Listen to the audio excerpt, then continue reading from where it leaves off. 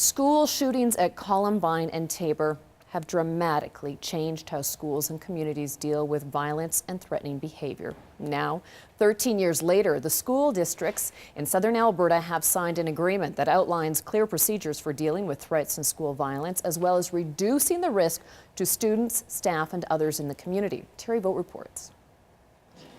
The new protocol agreement has been signed by 30 groups and organizations, including school districts, police departments, and community agencies.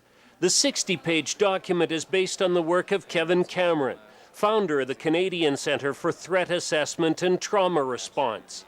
Cameron was a crisis team leader following the 1999 school shooting in Tabor, a tragedy that was sparked by the Columbine school massacre in Colorado 8 days earlier. They were incidents that dramatically changed the landscape with respect to how schools deal with violence, threat, and risk assessment. And we've learned a lot over the last 13 years since those events occurred. And we've learned that not responding to emerging signs of potentially violent action toward a student, a staff member, or the school itself is simply not an option.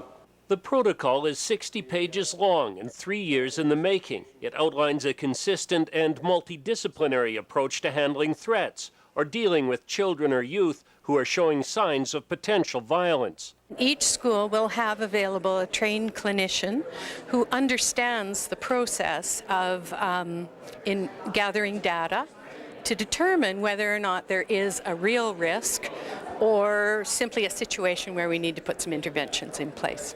A lot of time a child or a youth is making a plea or a cry out, and by doing these risk threat assessments, we're able to determine that they may be telling us something before we actually have an incident occur. If you can get a head start on some of these issues, then you're going to be in a winning position and you're going to be able to protect the youth, and that's really what it's all about. With 6 school districts, a number of independent schools, and nearly 20 agencies signing this protocol, it becomes the first in Canada to represent such a wide area. Terry Vogt, CTV News, Lethbridge. And Tabor Police Chief Alfred says the protocol agreement isn't about enforcement or coming down with a heavy hand, but about offering a helping hand to hurting children, youth, and families in southwestern Alberta.